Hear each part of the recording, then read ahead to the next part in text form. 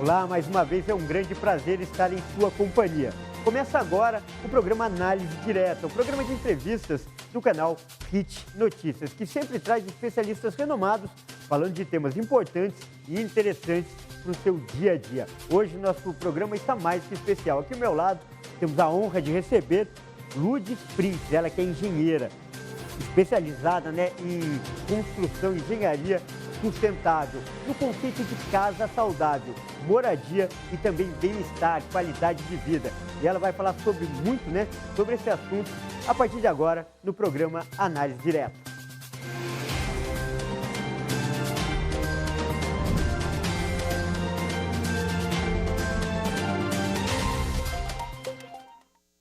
Nós estamos de volta ao estúdio da Hit TV em São Paulo, onde acontece o programa Análise Direta. Lembrando, que nosso programa é transmitido para todo o Brasil pelo canal Hit Notícias e mais 191 países pelo canal 1 Europa. Como eu apresentei na abertura, ao meu lado tenho a honra de receber Lourdes Prince, com toda a sua elegância de engenheira aqui sentada na nossa poltrona, na minha frente aqui nos nossos estúdios.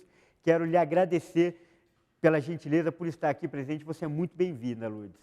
Eu que agradeço, muito obrigada pelo convite, uma honra também estar aqui para poder esclarecer um pouquinho mais ao seu público, ao público da Hit TV, sobre esses conceitos tão importantes que regem a qualidade de vida dos seres humanos, que é o conceito de sustentabilidade e saudabilidade.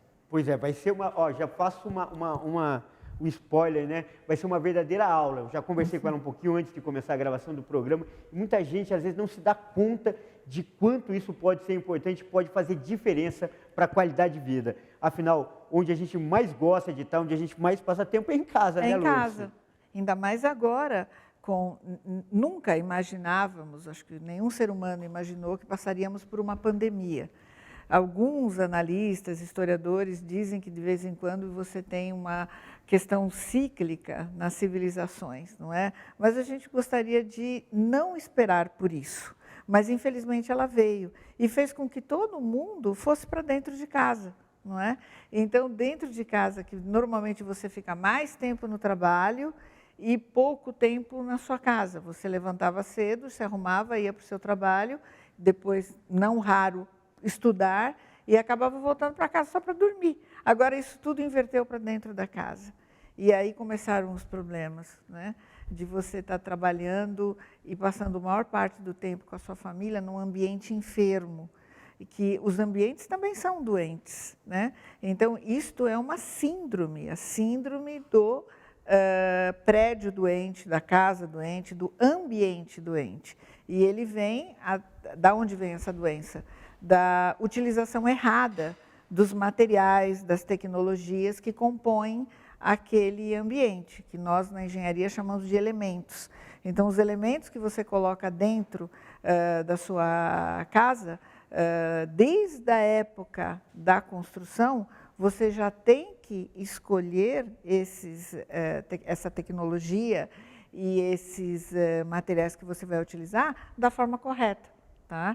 Que isso, os processos de certificações ambientais, eles sabem e ensinam aos profissionais, todos que abraçam essa área da engenharia, como eu, nós temos que estudar, nós temos que fazer fora o curso de engenharia, nós temos que estudar, prestar um exame nas plataformas do USGBC ou do GBC, que são os profissionais LEED, e do HBC, que são os profissionais HBC Pro. Então, o LEED são certificações que visam e que trabalham com é como se fosse uma receita de bolo, vários parâmetros para cuidar dos recursos naturais. Então, trabalha com toda a parte de sustentabilidade. E o HBC uniu os itens de sustentabilidade aos de saudabilidade, onde o foco é o ser humano. Então, nós cuidamos dos recursos naturais, mas também cuidamos do ser humano, porque o ser humano é o nosso foco, é o bem-estar do ser humano, a qualidade de vida do ser humano, e com detalhes assim fantásticos que nós analisamos, que as pessoas nem imaginam o quão importantes são. Legal. E ao longo do programa a gente vai falar mais esmiuçar esse assunto, inclusive fazer um alerta, né? Esse problema que ela citou do lar doente é reconhecido até pela Organização Mundial da Saúde, que faz um alerta e muitas vezes as pessoas não se dão conta e não têm essa preocupação de viver no ambiente adequado. Mas a gente vai falar mais sobre isso ao longo do programa. O que eu queria agora começar é fazer te apresentar um pouco, né, para as pessoas, falar um pouco da sua história, que é muito interessante. Para fazer essa entrevista, eu pesquisei, me aprofundei um pouco e você me contou também aqui antes de começar o programa. Primeiro, eu queria que você falasse, você traz a engenharia na sua genética, no seu sangue, né? Já vem de família, é uma herança? É uma herança de DNA. O meu avô veio, assim que o Brasil teve a República proclamada, em 1888, na Primeira República, o primeiro presidente do Brasil contratou empresas da Europa, né, e para que viessem para cá desenvolver. E precisava de geração de energia. Então, o meu avô veio para Manaus, em 1889, construir a primeira barragem de Manaus, ainda no início do ciclo da borracha. Então, esse gostar de trabalhar com engenharia, com geração de energia, cuidar do meio ambiente, já está no sangue. Só para situar também as pessoas, Printes é sueco, ou seja, Printes é sueco. Da Suécia na época. Sim. A gente não tinha mão de obra especializada, né? Não tinha, né? O Brasil estava iniciando. Então, as empresas, né, nos livros de história, nós temos as companhias das Índias Ocidentais, né, e Orientais. Você tinha, os países europeus criaram empresas para desenvolver o novo mundo, no caso nós aqui, né, no Brasil. Então chamava-se Companhia das Índias Ocidentais. Então vieram engenheiros que construíram aqui em São Paulo a usina Henry Borden, que é um espetáculo. Ela pode ser visitada, que é na descida ali no caminho para Santos e Guarujá. Ela foi a primeira e ela gera energia até hoje, né? E o meu avô, lá para Manaus, que tem a usina, a primeira hidrelétrica, que foi feita em Manaus para geração de energia, para iniciar o desenvolvimento da nova república, né? A República dos Estados Brasileiros, né? Que foi criada. Verdade. E depois passou a geração do seu avô e você ainda na infância já dava os primeiros passos na engenharia. Antes até de ser alfabetizada, você já mostrava um gosto pela coisa. Sempre, sempre. Então, a família tradicional, assim como toda a família brasileira, acho que no mundo inteiro, né? Menina brinca com boneca, menino brinca com carrinho, e tinha o pequeno construtor, era um brinquedo com pecinhas, com bloquinhos. De montagem. De montagem, meio parecido com o Lego de hoje, só que era de madeira. Ainda existe nas lojas de brinquedos tradicionais, né? E eu largava as bonecas de lado e ia construir. Então, eu montava casa, montava prédio, montava ferrovia. Foram suas primeiras obras. Já eram as minhas primeiras obras desde pequenininha. Eu sempre gostei. É engraçado que isso sempre foi muito definido para mim, Kleber. Tem gente que eu vejo, às vezes, fui professora, dei muitas aulas, tal, depois mais para o MBA, porque não dava mais tempo de eu ficar na graduação, porque o ofício do professorado é uma coisa incrível, maravilhosa. Então, você se dedica demais e com o trabalho na vida profissional. E para eu me dedicar sendo uma professora do jeito que eu queria ser, não dava. Então, eu passei para os cursos mais de pós-graduação. E aí, o que acontecia? Eu vejo, assim, na época do vestibular, os adolescentes ainda tão indecisos. Isso nunca aconteceu comigo. Eu, desde 10, 11 anos, aí os pais falavam, você vai ser professora, ou vai ser advogada, nunca engenheira, porque era uma profissão que era mais para a área masculina. Né? Não é? E majoritariamente masculina. Imagina isso nos anos 80, né, Kleber? No meu vestibular, né? eu entrei na faculdade em 1980. Você era uma exceção mesmo. Sim, na minha turma de engenharia do Mackenzie, da Universidade de Mackenzie, nós éramos em 150 e tínhamos 25 mulheres, né? Dava para contar nos dedos. É curioso que até para isso você foi preparado, porque você me contou que na sua casa eram 4 meninos e só você de menina, né? Exatamente, eu acho que já o universo, né, Deus já estava conspirando. Eu já estava num ambiente bem masculino, é uma família bem masculina, são mais primos, eu 4 irmãos homens, só eu de mulher, então nunca tive problema. Brinquei com você, né, que eu falava que eu ia para a rua jogar bola. Hoje as meninas jogam futebol, tem a seleção brasileira maravilhosa, a Rainha Marta, não é? Eu jogo futebol até hoje. Já era uma precursora Jogo futebol e brincava, tinha uma brincadeira que era taco de rua, que hoje já aquelas brincadeiras saudáveis, de você ficar na rua. De acontecer, né? Coisa que os meus filhos, infelizmente, não tiveram. Né? Já foram crianças. Aí, para que você dê essa vivência de brincar de rua, livre, leve, solto, você tem que levar para o interior. Né? Aí nós adquirimos um cantinho no interior para levar para o interior, porque senão fica trancado em casa. É a preocupação do seu trabalho, trazer essa vivência, esse prazer num ambiente de pé na grama, fora, né? Ficar na rua, brincando, junto com o meio ambiente. E daí você já vai trabalhando as crianças desde o início o quão importante é cuidar do meio ambiente. Tudo na vida tem um porquê. Então, a formiga que está passando, a minhoca que está ali, ela está lá por um porquê. Ela está aerando a terra, a formiga tem todo o ciclo dela. Então, todos os reinos, o animal, o vegetal e o mineral, eles estão nesse universo com um porquê, tá? Então, quando eu projeto, eu sempre penso nisso. Que legal. Né? Acima de tudo, você respeita o que a natureza montou. Sim. O seu projeto, ela não é para mudar a natureza, mas para aprimorar essa convivência. Com certeza. E isso, a grande escola que eu tive foi ter um privilégio na minha vida. Eu realmente só tenho que agradecer a Deus por eu ter me transformado em engenheira e ter tido a possibilidade de trabalhar nas empresas. Trabalhei muito, estudei muito, vim de uma família vim de uma família de professores universitários, tá? Que nós lutamos muito, então estudei em colégio público, entrei em grandes universidades e eu tive, por esforço, né? Naquela época você tinha que prestar exame para ser estagiário. Eu acabei sendo estagiária da Figueiredo Ferraz, então pude trabalhar com estradas, imigrantes. Vou te interromper agora, porque o assunto está muito interessante, mas o primeiro bloco, vai chegando ao final. E não sai daí, porque no próximo bloco ela vai contar alguns grandes projetos que ela participou. Por exemplo, Rodovia dos Imigrantes, várias barragens, entre elas Porto Primavera, Itaipu e Paulo Afonso, sem contar o metrô de São Paulo. Tudo isso ela vai contar para a gente, essas histórias, no segundo bloco. Não saia daí.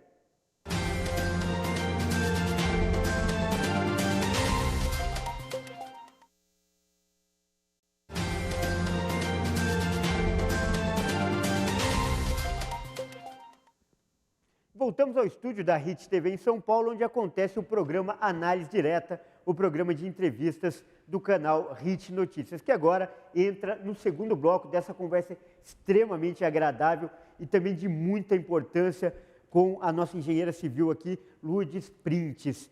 Lourdes, no final do último bloco eu estava falando um pouquinho, você, na verdade, citou alguns projetos importantes, algumas empresas, você tem que fazer até concurso, conseguiu se qualificar como estagiária de construtoras importantes. E ali começou, de fato, sua vida profissional. E que tem um currículo admirável, né? Eu citei algumas obras, mas queria que você falasse um pouco dessa sua vida nas grandes empresas, nos grandes escritórios de engenharia. Foi uma época de ouro da engenharia nacional. Eu tive o privilégio de estar no momento certo, na hora certa. Né? Em início de carreira, então nós prestávamos exame, então eu fui preparada, eu estudei, era quase que um vestibular. Você estudava, então no meu caso, eu queria ser estagiária na TEMAG Engenharia, que era uma empresa, ainda existe, é uma empresa formada a letra inicial do nome de 5 grandes professores da Universidade de São Paulo, da Politécnica, inclusive um deles também no Mackenzie, e eu fui preparada, pedi a um professor como eu queria barragens, né, eu pedi a um professor especificamente, que é o professor Maury Gottlieb, que ele me ajudasse, na época, me dando livros e tudo mais. Nós não tínhamos a internet como hoje, é tão fácil. Eu digo para os alunos, escuta, não tem desculpa, agora você vai lá, aperta um botão. Verdade. Eu tinha que pegar ônibus, ir até a universidade, nas bibliotecas, às vezes os livros eram em outros idiomas. Um físico primeiro, além Exato. Os livros de cálculo geralmente vinham em russo. A gente só... Sim, Moscovski, era tudo em russo. Então, a gente pegava só a fórmula, né? Porque você não entendia o comentário russo, ali né? todo... Não, perdia. E muita bibliografia estava escrita em espanhol, aí já ajudava, né? Então, eu estudei, me preparei para prestar o exame, porque eram poucas vagas e muitos candidatos. E, graças a Deus, eu consegui passar. Eram 3 vagas que tinha no departamento de geotecnia, né? Me lembro que passou uma outra engenheira, a Maria Cristina, que era da Poli, eu do Mackenzie, e o Sócrates Homem de Melo, que era da Mauá. Então, foram 3, assim, nós éramos os 3 novinhos ali, no meio de grandes engenheiros e tudo mais. E olha que interessante que eu vou te contar, o mundo é uma ervilha, né? O mundo é uma ervilha.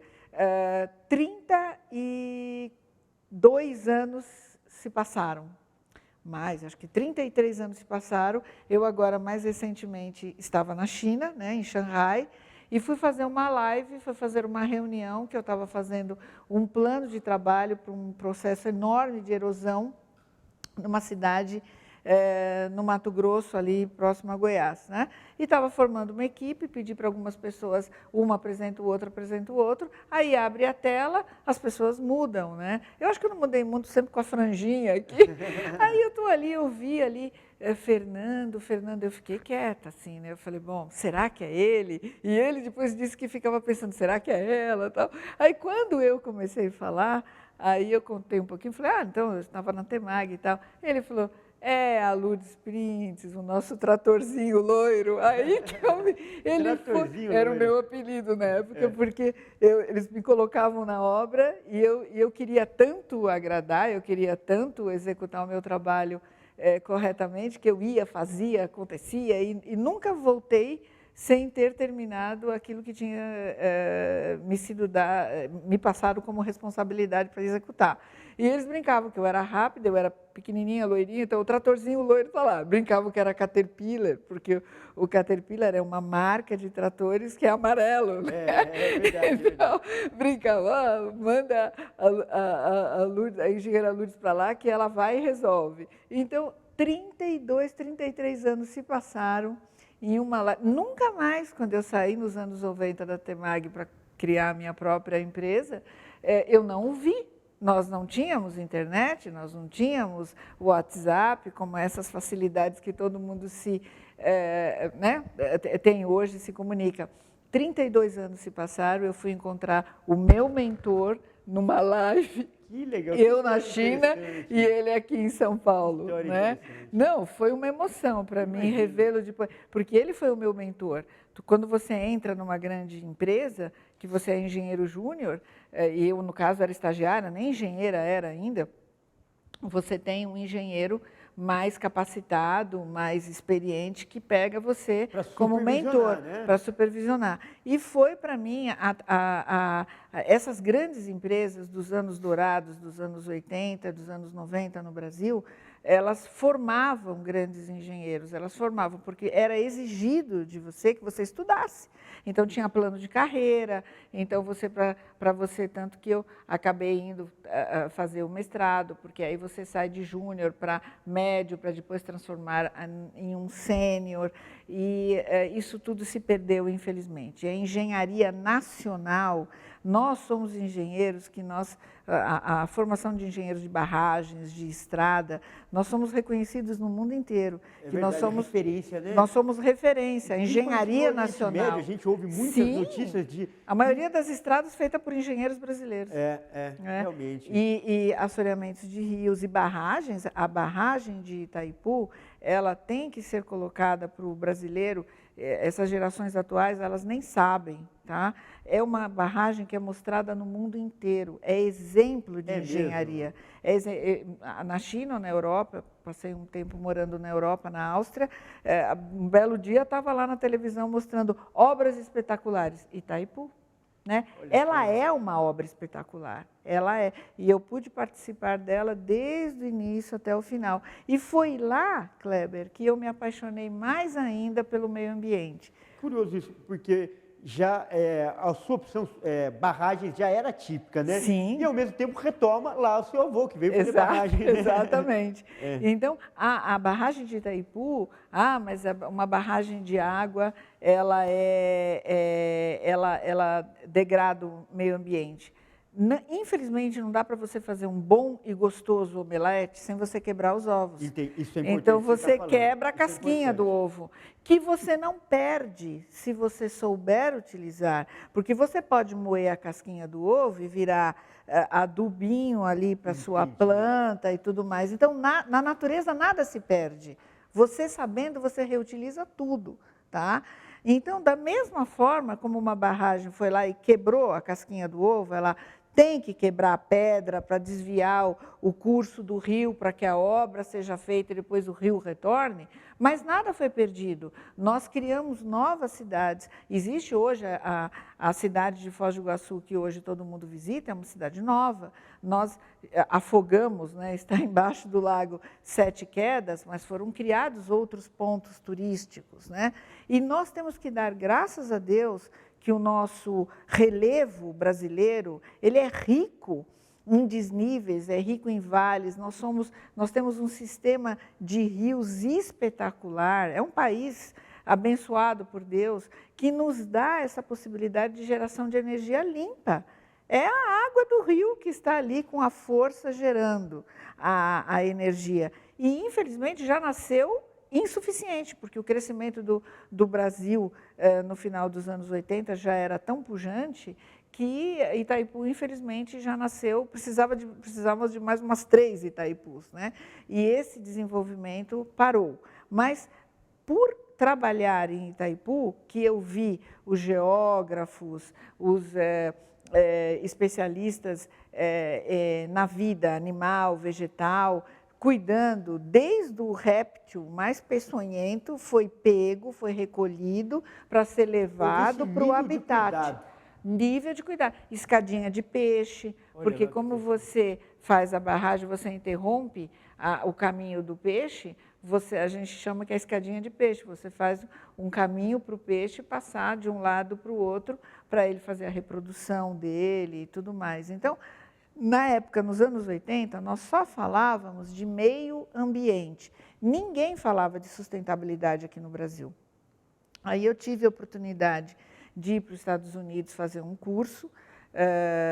Na época, o meu marido trabalhava na Bayer, e foi a época do plano do Sarney, que colocou alguns produtos como supérfluo. Um deles, um aparelho que media o nível de glicose do sangue. Então, aí a empresa mandou para os Estados Unidos para fazer o projeto de nacionalização. Eu acabei indo e me deparei com uma casa todinha feita com EPS.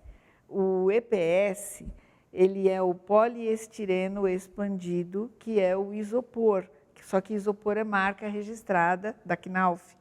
Então, em 1988, eu achei aquilo incrível. Nossa, podemos construir, então, uma casa com essa tecnologia, que é o SIP, Structural Insulated Concrete Panel. Fiquei extremamente interessada e eu falei, olha, isolante térmico, acústico, qualidade de vida, cuidar do meio ambiente, porque ele não usa quase que nada de recursos naturais. Eu me encantei com isso, escrevi uma carta à época, à Hightech americana, e disse, olha, eu gostaria de construir com essa tecnologia no Brasil. E eu já sabia que Itaipu estava sendo entregue, trabalhei em Porto Primavera, na Chesf, que é a companhia do Vale do Rio São Francisco, a Mato Preto, que é uma usina de fluorita no Paraná. A fluorita é a matéria-prima para fazer as panelas Tefal. e é uma degradação violenta do meio ambiente. Então, na época, ainda não tinha a lei que hoje, quando você vai fazer uma captação, seja lá do que for de minério, você tem que depois devolver aquela região como ela era pela natureza. Na época não tinha. Então, quando vinha o vento, levava aquela poeira preta, né? E aquilo entrava nos pulmões das pessoas, desde criancinha, já com os problemas respiratórios e tudo mais. E aquilo me revoltava, né? Eu tenho, para você ter ideia, Kleber, um pouco, mas tenho, de cimento no meu pulmão. É mesmo? De eu ter trabalhado desde os anos 80 em grandes obras, não existia esse conceito de proteção, de usar máscara, né? Hoje os EPIs, que são os equipamentos de proteção individual, ninguém usava. E aí o que aconteceu? Passado um tempo eu comecei a ter uma tossezinha e tal, e aí foi detectado. Mas aí foi nesse momento que entrou a sustentabilidade na sua vida e no seu trabalho. E no próximo bloco a gente vai mostrar, então, primeiro, a gente vai falar o que essa sustentabilidade, que parece até, como você falou no começo, conversa daquele ecologista, o que essa sustentabilidade faz diferença na sua vida financeira, economicamente e principalmente na qualidade de vida no ambiente onde você mora. Ela vai falar muito sobre isso e também vai mostrar alguns projetos muito legais que ela já desenvolveu, que ela está desenvolvendo. Não saia daí.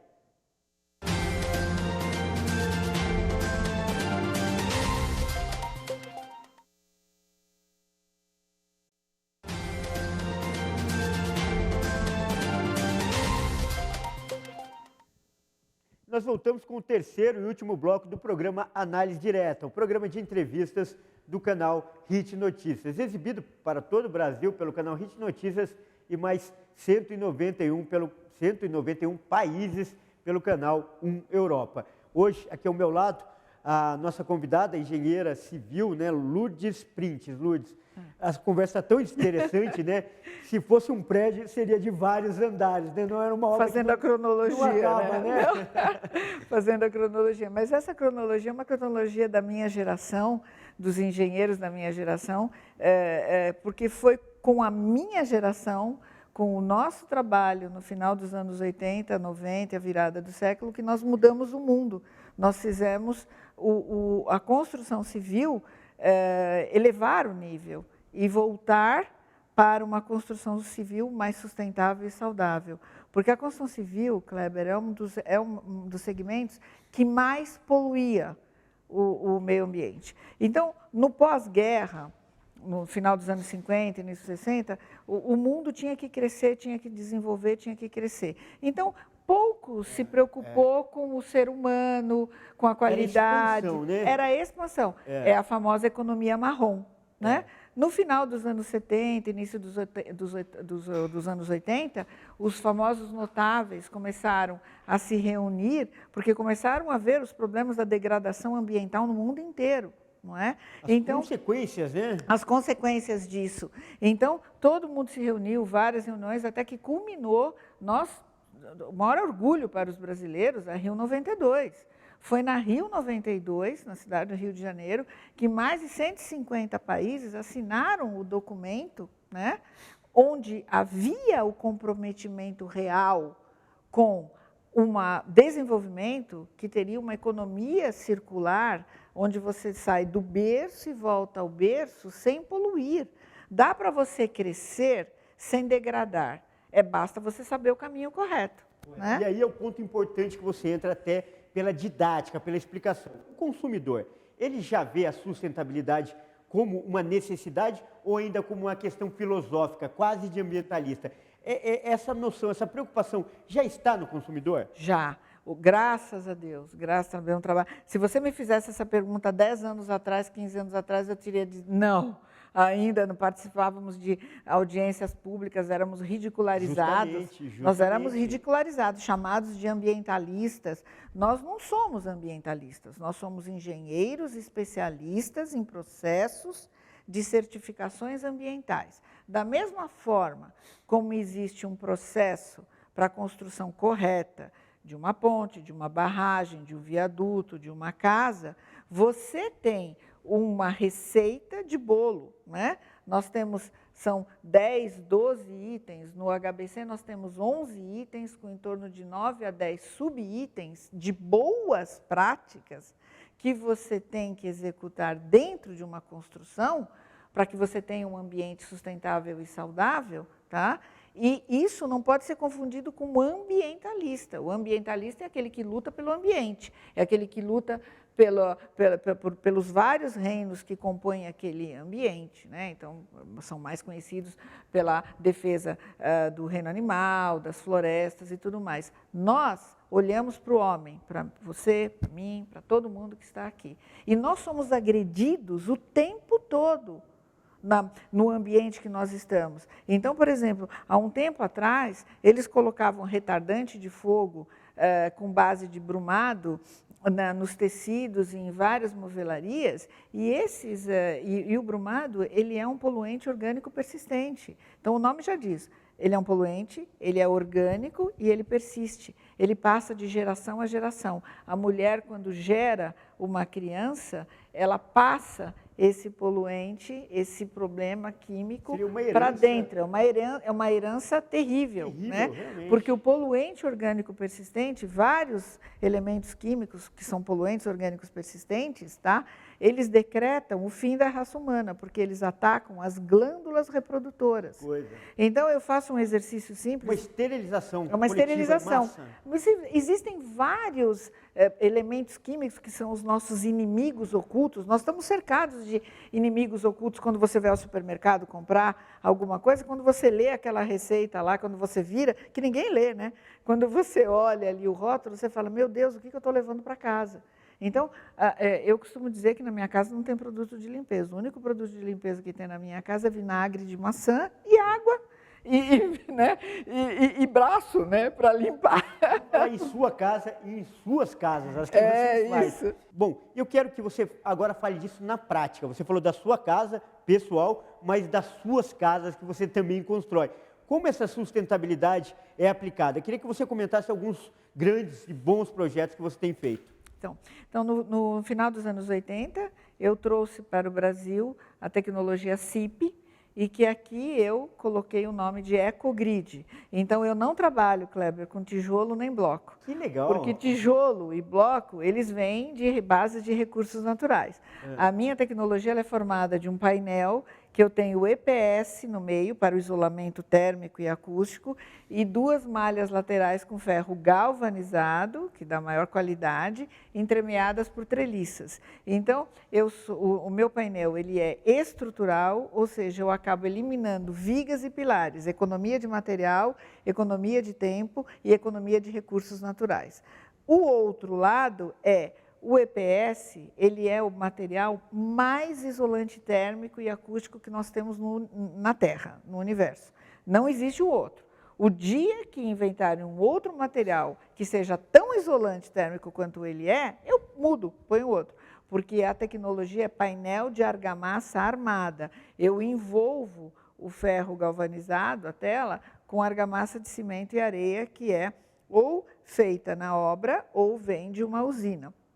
Então, a obra é mais rápida, ela tem um custo que pode chegar de 15% até 20% mais barata, dependendo do terreno que a pessoa tiver, tá? Você ganha, no final, em qualidade de vida, porque já está extremamente comprovado que você gosta de barulho? Ninguém gosta. Ninguém gosta. O barulho te irrita, o barulho dá até... Desvaloriza o imóvel, inclusive. O barulho dá até acelera o coração, não é? As crianças já ficam com dificuldade de aprendizado. Então, quando você tem um isolamento acústico, é perfeito. Dentro da sua casa, acaba virando um paraíso. Você ouvir uma música, você ler um livro, estudar, desenvolver qualquer atividade. No silêncio é mais gostoso, né? No silêncio, não. Você pode estar ouvindo música e tal, mas não... barulhos externos, buzina, descontrolado e tal. E outra coisa que acaba com o ser humano é calor ou frio. Quantas pessoas, assim, fico muito... acho que não tem uma pessoa que não se entristeça ao ver uma casinha, às vezes, de bloco, aquele bloco de tijolinho cerâmico, sem o acabamento por dentro nem por fora, não é? E aquilo está mais frio dentro do que fora, ou está mais calor dentro do que fora. Então, nós temos no Brasil as normas técnicas. Então, nós temos, é uma conquista da engenharia nacional, a NBR 15575, que é uma norma de desempenho. Na época saiu nos grandes jornais como o seu, que esclarecem a população, saiu em rede nacional, que toda casa tinha que ter obrigatoriamente isolamento térmico e acústico.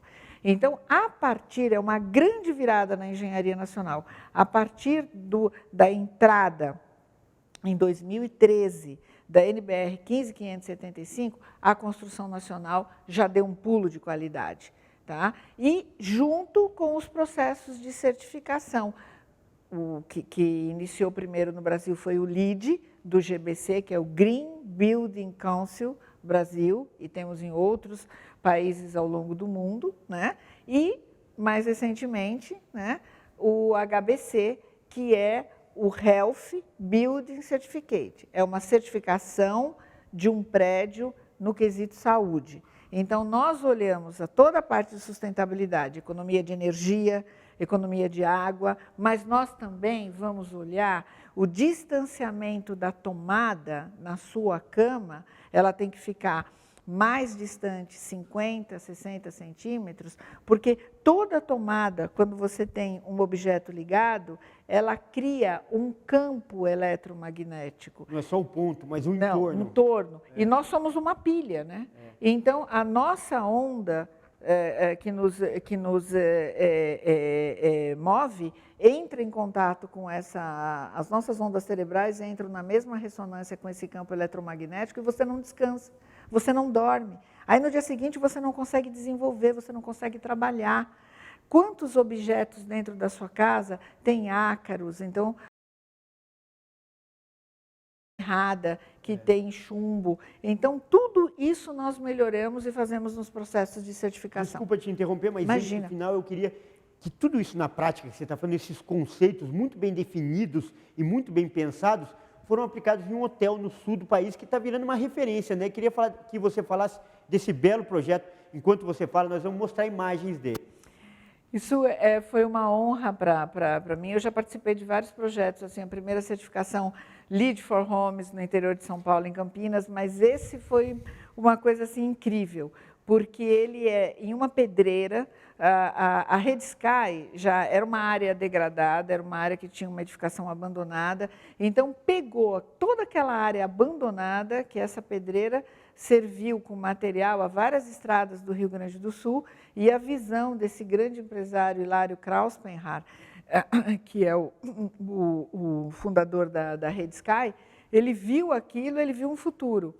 E eu, já quando nós fizemos a obra do hotel, do corpo do hotel, onde nós temos 181 suítes, eu fiz reuso de água, eu fiz todas as paredes na minha tecnologia para que fosse todo um isolamento térmico e acústico, as paredes têm toda uma cor para o descanso, e aí precisava fazer o prédio de lazer, de piscina. E eu, numa viagem voltando para a China, eu pensei nos 4 elementos, tá? Terra, ar, fogo e qual é o outro? Terra, fogo e ar. Então, eu pensei em tudo isso que eu tinha lá. O ar maravilhoso da região, né? O fogo, eu pensei justamente na abrasão das rochas, né? E a terra da região. E aí eu fui pensando na água também. 3 piscinas, então é um prédio que foi concebido já para ser certificado. Grandes aberturas de vidro para você ver a maravilha dessa pedreira e o entorno da mata preservada, a água representada pelas 3 piscinas, então nós temos piscinas de adulto, de adolescentes e de bebezinho para criança, para os pais poderem ficar ali com os bebês, acessibilidade plena. A pessoa com necessidades especiais tem uma elevatória que leva para a sauna, academia de ginástica, e detalhes da certificação, por exemplo, todos os metais, tá? Eles não têm cromo. Então, são metais de aço escovado, de aço inox, desde a dobradiça até a maçaneta. Porque quando você fica colocando a mão no cromo, você pode ter câncer de fígado. Olha só. A água com pH controlado, A cor é toda para te dar repouso, descanso. Que bacana. E tudo isso, Kleber, desculpa, só para terminar. Por favor. Tudo isso não é só boca, não. É muito fácil eu chegar para você aqui e falar, não, isso nós comprovamos através de uma auditoria. Esta é a grande... certificada, documentada. Exatamente. A certificação, ela é a única comprovação que você tem, e os investidores internacionais... chancela, né? Exatamente. Os investidores internacionais só colocam dinheiro se for uma edificação certificada, porque é a única certeza que você tem que tecnologia e materiais foram escolhidos e utilizados da forma correta. Com critério. Com critério. Legal. Toda a iluminação é LED, iluminação natural. E nós estávamos nesse processo, cadastramos, submetemos à plataforma e tinham outros espaços de lazer também junto, mas aí, para nossa alegria, sabíamos que éramos o primeiro da América Latina, mas não sabíamos que seríamos o primeiro do mundo. E, para nossa alegria, é o primeiro espaço de lazer hoteleiro do mundo a receber a certificação do Health Building Certificate. Bom, com essa boa notícia, primeiro quero lhe dar os parabéns, né, por participar desse projeto, que é mais que um projeto, é mais que um negócio, é um conceito, de vida que você carrega e é uma bandeira que você defende. Quero agradecer a sua participação aqui, dar os parabéns novamente e deixar o espaço para a sua despedida. Inclusive, quem quiser ter um contato com um pouco desse hotel e não pode ir lá, parece ter uma exposição aqui, um projeto, né, Casa Saudável, que você trouxe isso para cá. Então, pode usar esse espaço para convidar as pessoas. Eu queria agradecer ao espaço, a você, ao seu programa, agradecer ao convite da rede e dizer o seguinte, olha, para quem quer e quem sonha ser engenheiro, ser arquiteto, você pode ser tudo que você quiser, me dirigindo especificamente à mulher, né? Você pode ser o que você quiser na vida. Veja que nós, né, hoje fala-se muito de empoderamento, você faça aquilo que você quiser ser na vida, vá na busca dos seus sonhos, mas seja ele qual caminho for, não se esqueça do homem, não se esqueça do ser humano. Então, trabalhar com a sustentabilidade, com a saudabilidade, tá?